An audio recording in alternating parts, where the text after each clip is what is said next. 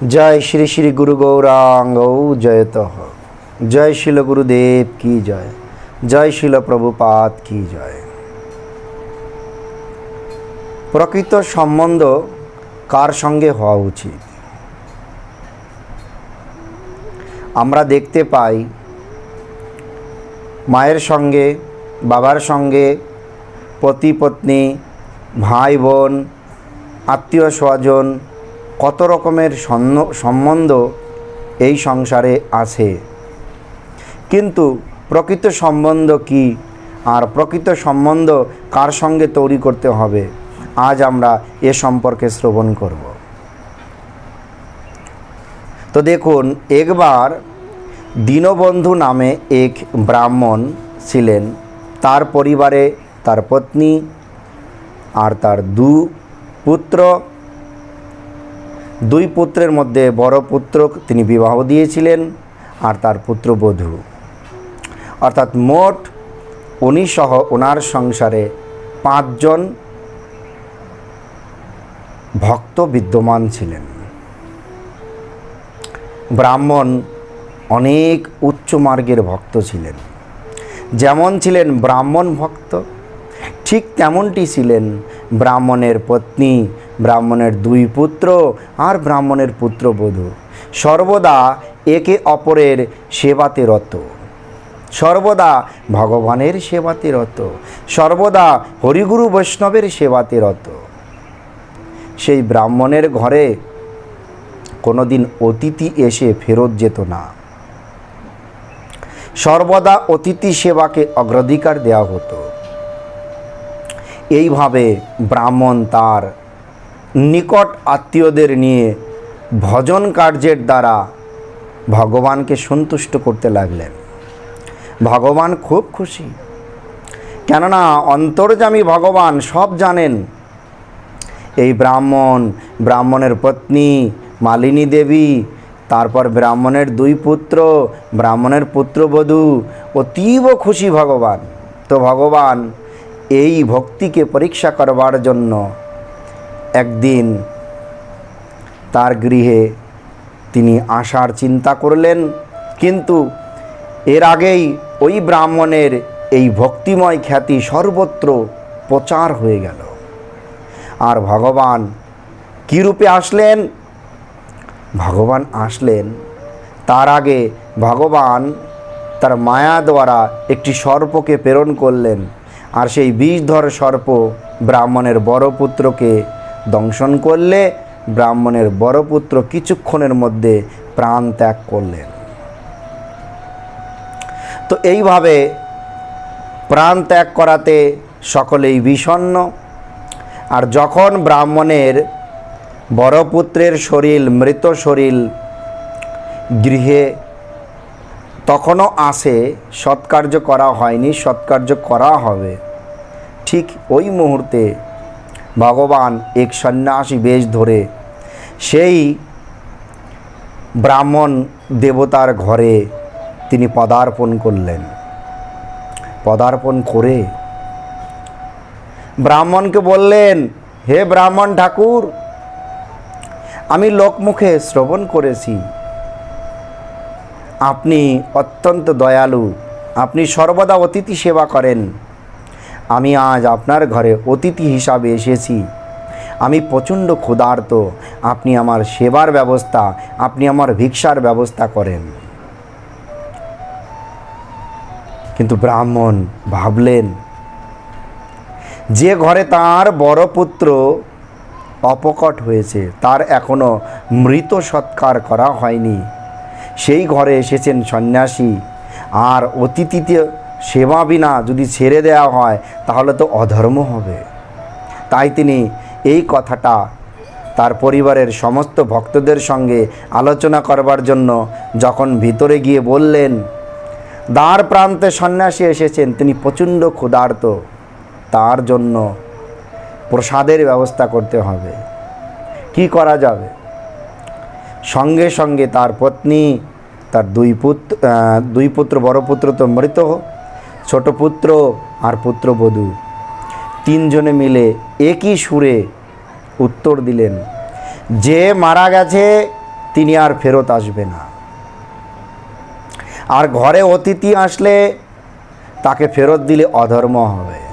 তাই আমরা মৃত সৎকার পরে করতে পারবো, বরঞ্চ আগে আমরা অতিথি সেবা করে নেই।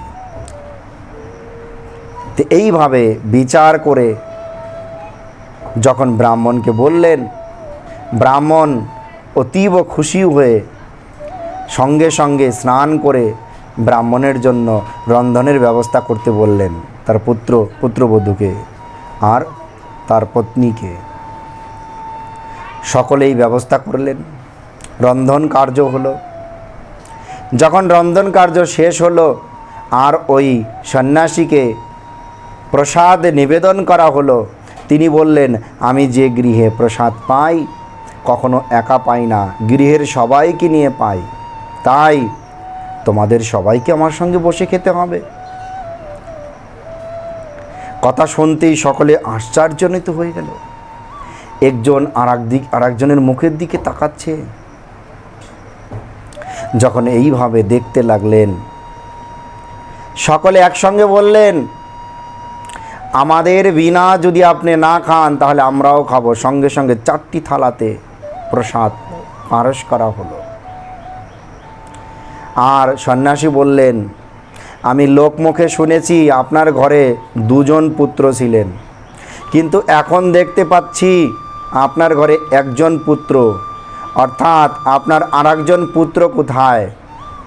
আপনার ওই পুত্র না আসা পর্যন্ত আমি তো কোনো কিছু গ্রহণ করব না। সন্ন্যাসীর কথা শুনে সকলে কান্নায় ফেটে পড়ল।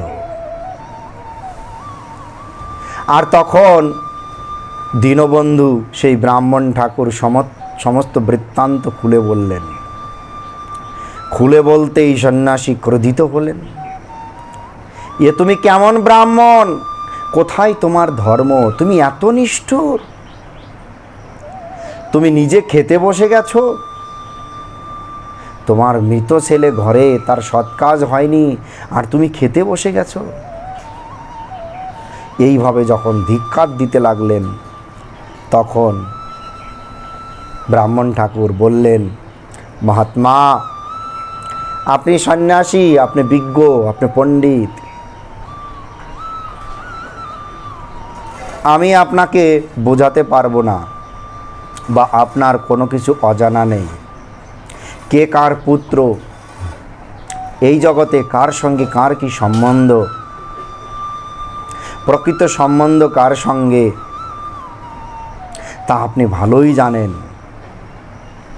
অর্থাৎ এই সংসারে কেউ কারো নয়, আমরা সকলেই সেই নিত্যপতি ভগবানের দাস, ভগবানের সন্তান।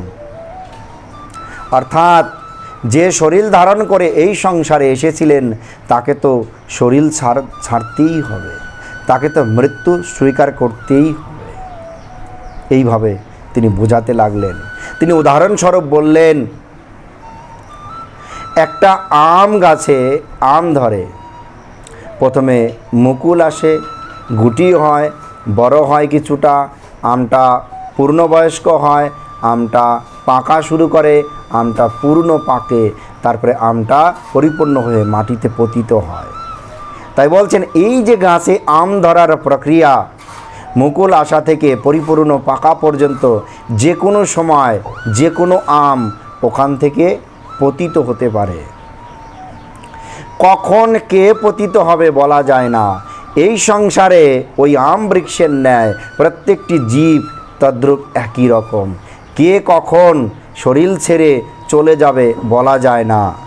যেহেতু জগতে কারো সঙ্গে কারো কোনো সম্বন্ধ নেই, তাই এই ক্ষণিক সম্বন্ধের জন্য কেন শোক করব? শাস্ত্রে বলেছেন যে যিনি মৃত্যু হয়ে গেছে বা মৃত্যু হবে, এই 2 অবস্থাতে শোক করেন না, তিনি হচ্ছে পণ্ডিত। এখন আপনি বলেন, আমি শোক করিনি, প্রথমে অতিথি সেবা, আপনি যদি নিরাহারে আমার গৃহ থেকে যান সেটা আমার জন্য অধর্ম।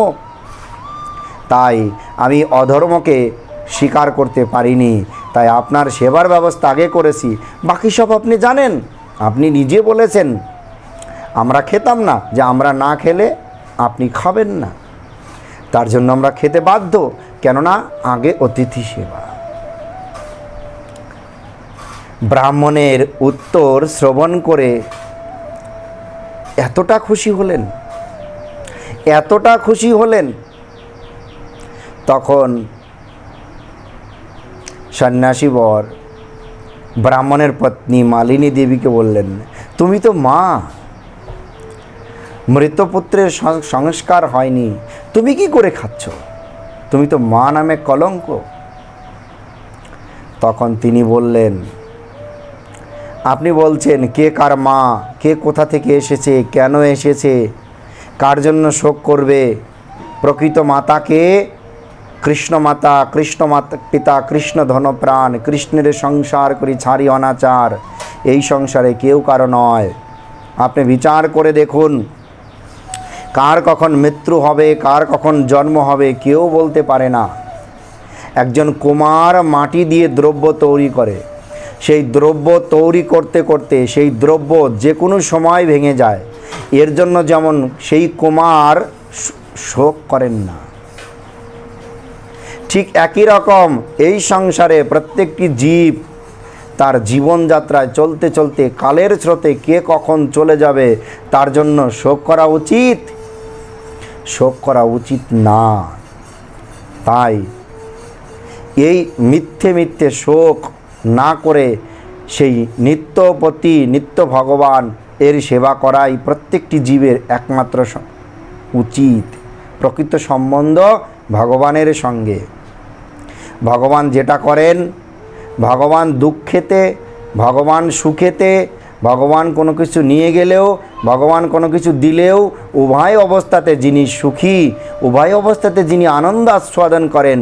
কেননা যা কিছু আছে সব কিছুই তো ভগবানের, তাহলে নিচ্ছেটা কি? এই অনন্ত কোটি ব্রহ্মাণ্ড ভগবানের, যা কিছু আছে সবই ভগবানের। তাহলে ভগবান নিয়ে গেছে কোথায়? তার কাছে ছিল যখন, তখনও ভগবানের ছিল, তাহলে দুঃখ করার কারণটা কি? আমি তো অবলা মূর্খ, আপনি কৃপা করে আমাকে অবশ্যই বুঝাবেন যদি কোনো ভুল ত্রুটি হয়। ব্রাহ্মণ পত্নীর উত্তর শুনে এতটা খুশি হলেন, তখন তিনি বললেন তার ছোট পুত্রকে, তোমার তো ভাই, ভাইয়ের প্রতি ভাইয়ের কি এই কর্তব্য? তুমি কি করে খেতে বসলে ভাইয়ের সৎকার না করে? তোমার ধর্ম কোথায় গেল? উনি বললেন, আমার পিতাজি আপনাকে বলেছে যে এই সংসারে কারো সঙ্গে কারো কোনো সম্বন্ধ নেই। তো দেখুন, আমিও আপনাকে একটা উদাহরণের মাধ্যমে আমার মনের অভিব্যক্তি বোঝানোর চেষ্টা করছি, ভুল ত্রুটি হলে আপনি ক্ষমা করবেন। যেমন হাটে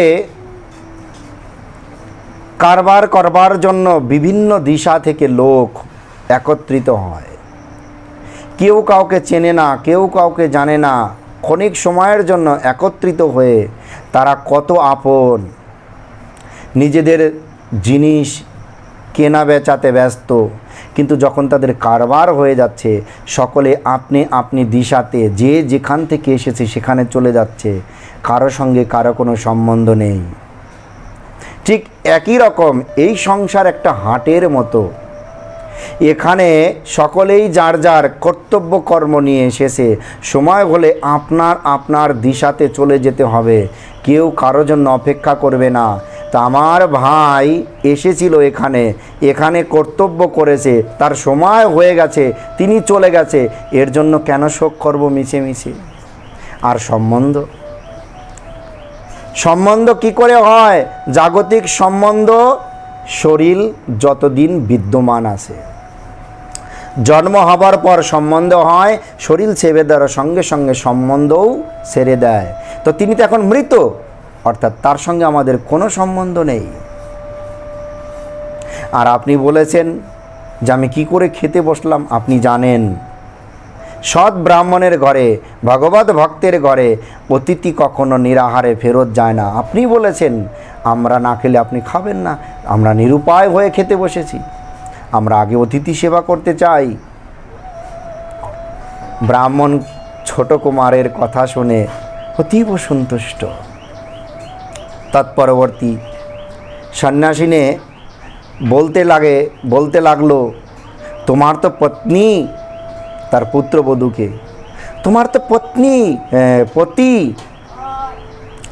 তোমার পতি দেবতা অপকট হয়ে গেছে। একজন পত্নীর কাছে তার পতি সর্বস্ব, পতি বিনা জীবন অধুরা, অন্ধকার। তো তুমি, তোমার পতি অপকট হয়ে গেছে, তার সৎকার হয়নি, আর তুমি খেতে বসে গেছো। তখন সেই ব্রাহ্মণ পুত্রবধূ বললেন, আমি তো অতি অল্প বয়স্কা, আমার বুদ্ধিও নেই, তো আমার কোনো ভুল ত্রুটি হলে অবশ্যই আপনি ক্ষমা করবেন। তো দেখুন, পতি কে? ভগবান, নিত্যপতি ভগবান।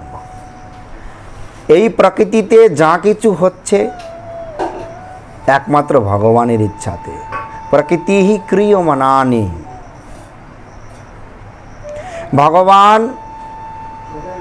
ভগবান আমাকে এখানে প্রতিরূপে যাকে দিয়েছিলেন, যতদিন তিনি আমার সঙ্গে ছিলেন আমি তাকে ভগবানের অভিন্ন স্বরূপ বলে সেবা করেছি। কিন্তু ভগবান এতদিন আমার কাছ থেকে পরোক্ষভাবে সেবা নিয়েছিলেন, তাই আমাকে প্রতিরূপে কাউকে দিয়েছিলেন। কিন্তু ভগবান এখন আমার কাছ থেকে প্রত্যক্ষ সেবা নেবেন। নিত্যপতি, সেই পরমপতি, যে পতির পতি যিনি, তার সেবাটা সাক্ষাতে হবে। তাই জাগতিকভাবে আমি বিধবা, কিন্তু ভগবান আমার কাছ থেকে এখন নিত্য প্রত্যক্ষ সেবা নেবে। তাই তাকে নিয়ে গেছে, যার জিনিস সে নিয়েছে, এতে শোক করবার কোনো কারণ নাই। এই রকম বিচার নিয়ে যখন তার পুত্রবধূর কাছ থেকে শ্রবণ করলেন, সন্ন্যাসী অতীব সন্তুষ্ট হলেন। আর তখন বললেন, কোথায় তোমার মৃত পুত্র? সেই মৃত পুত্রের নিকট গিয়ে তার কণ্ঠে তুলসীপত্র আর গঙ্গাজল দিতেই, আর যখন বলল উঠো, সঙ্গে সঙ্গে যেমন নিদ্রা থেকে কোনো ব্যক্তি জাগ্রত হয়, ঠিক এমনটি করে ব্রাহ্মণের বড় পুত্র জাগ্রত হয়ে সঙ্গে সঙ্গে সন্ন্যাসীকে সামনে দেখে তিনি সাষ্টাঙ্গে প্রণাম করে তার চরণে পতিত হলেন। আর তখন বললেন, অবাক লাগলো, তুমি কাদের সঙ্গে সংসার করছো? এই বাবা, মা, পত্নী, ভাই, এরা তোমার কেউ নয়। তুমি মরে গেছো, তোমার সৎ কাজ হয়নি, আর এরা সঙ্গে সঙ্গে আমার সঙ্গে খেতে বসে গেছে। তোমার সম্পর্কে যা বলল যে এরা তোমার কেউ নয়। আর যখন সন্ন্যাসী বর এইরকমভাবে তার বড় পুত্রকে বোঝাচ্ছেন, সঙ্গে সঙ্গে তিনি বললেন, আমি খুবই সন্তুষ্ট। একজন যোগভ্রষ্ট লোক এহেন সৎ ভক্তির ঘরে জন্মগ্রহণ করেন তার যোগভ্রষ্ট অবস্থা থেকে উন্নতি লাভ করবার জন্য। গীতাতে বলছেন, যে সংসারে একমাত্র নিত্য সম্বন্ধ ভগবানের সঙ্গে হয়, ইহান আত্মীয়, ইহান সম্বন্ধী লোক পাওয়া দুর্লভ ব্যাপার। সম্বন্ধ একমাত্র ভগবানের সঙ্গে হয়। জগতে ভগবান ভিন্ন যত প্রকারের সম্বন্ধ তা মিথ্যে, তা ক্ষণিক সময়ের জন্য। ওই সম্বন্ধ আমাদেরকে সুখ দিতে পারে না। তো আমি তো খুশি যে আমার পিতা যে ব্যাখ্যা দিয়েছে, আমি তো খুশি আমার ভ্রাতা, মাতা, আমার পত্নী সেই নিত্য সম্বন্ধে অধিষ্ঠিত হয়ে তারা বিচার করেছে। এটা আমার মতন যোগভ্রষ্ট ব্যক্তির জন্য খুবই কল্যাণকর। আমি খুবই খুশি এহেন সম্বন্ধী পেয়ে। তো এইভাবে যখন উনি বিচার করতে লাগলেন, তো বিচার করতে করতে আর সন্ন্যাসী এক এক করে প্রত্যেকটি লোকের মুখে, ব্রাহ্মণের মুখ থেকে, ব্রাহ্মণের পত্নীর মুখ থেকে, ব্রাহ্মণের পুত্রের মুখ থেকে, ব্রাহ্মণের পুত্রবধূর মুখ থেকে, ব্রাহ্মণের বড় পুত্রর মুখ থেকে শ্রবণ করলেন, নিত্য সম্বন্ধ ভগবানের সঙ্গে হবে, ভগবান ভিন্ন সম্বন্ধ আর কারো সঙ্গে হতে পারে না। আর এইভাবে তিনি তাদেরকে আশীর্বাদ করলেন, তোমাদের কল্যাণ হোক, তোমরা প্রকৃত তত্ত্বকে বুঝতে পেরেছ। এই প্রকৃত তত্ত্ব অনুধাবনকারী লোক বহুতই দুর্লভ। আমি আজ থেকে তোমাদের সংসারে সমস্ত প্রকার দুঃখকে সঙ্গে নিয়ে যাচ্ছি। কোনো দিন দুঃখ তোমাদের কাছে আর পৌঁছাতে পারবে না, কেননা ইহেন জ্ঞান ইহেন স্তরে পৌঁছানো ব্যক্তির কখনো দুঃখ হতে পারে না। সঙ্গে সঙ্গে তিনি বললেন, আমিই সেই বিশ্বপতি, আমিই সেই অনন্ত জগতের নাথ, স্বয়ং শ্রীহরি। এই কথা বলতে তিনি অন্তর্ধান হলেন। আর সকলে বললেন, ভগবান এতক্ষণ আমাদের মধ্যে বিরাজমান থাকা সত্ত্বেও আমরা চিনতে পারিনি। সকলে বিলাপ করতে লাগলেন। সেই বিলাপ করতে করতে ভগবান ভক্তবৎসল হয়ে তাদেরকে আবার দর্শন দিলেন। তো দেখুন, বিচার আমাদের কি হবে? প্রকৃত সম্বন্ধ ভগবানের সঙ্গে। জগতে আমরা ক্ষণিক সময়ের জন্য যে সম্বন্ধ তৈরি করেছি, শরীর ছেড়ে দিলে সমস্ত সম্বন্ধ ছিন্ন হয়ে যাবে। তাই এই মিথ্যে মিথ্যে সম্বন্ধে মোহিত না হয়ে আমরা নিত্যস্বরূপ সম্বন্ধে প্রতিষ্ঠিত হয়ে যাই, আর সমস্ত প্রকারের দুঃখ যন্ত্রণা শোক দুঃখ ভুলে যাই। যেমনটি করে তার বড় পুত্র বললেন অন্তে গিয়ে, যে লীলাময়ী ভগবান লীলা করছেন, কাউকে দুঃখ দিচ্ছেন, কাউকে সুখ দিচ্ছেন, কাউকে হাসাচ্ছেন, কাউকে কাঁদাচ্ছেন, সেটা তার ইচ্ছা। তার ইচ্ছা মতন তিনি যেটা করছেন সেটাই আমাদের কাছে আনন্দদায়ক হবে। লীলাময়ীর ভগবানের সমস্ত লীলা যখন জীবের নিকট আনন্দদায়ক হবে, তখন তিনি তার প্রভুর আনন্দ বর্ধন করতে পারবেন। তাই দুঃখ হলেও আনন্দ, কষ্ট হলেও আনন্দ, সর্বদা সুখ দুঃখ সমভাবী। হরি বল। তাই সকল ভক্তের চরণে বিনতি নিবেদন, কৃষ্ণ দাসত্ব স্বীকার করে, একমাত্র নিত্য সম্বন্ধকে স্বীকার করে, সেই নিত্য সম্বন্ধ বিতরণ করা হরিনাম সংকীর্তন কা প্রবর্তক, হরিনাম সংকীর্তনের প্রবর্তক সে গৌরাঙ্গ মহাপ্রভুর দেয়া আচারিত প্রচারিত ধর্ম হরিনাম সংকীর্তনকে স্বীকার করে, বৈষ্ণব সেবা করে, হরিগুরু বৈষ্ণবের চরণে আশ্রয় গ্রহণ করে এই মনুষ্য জন্মের সর্বোত্তম লাভ ওঠানোর চেষ্টা করি। হরে কৃষ্ণ।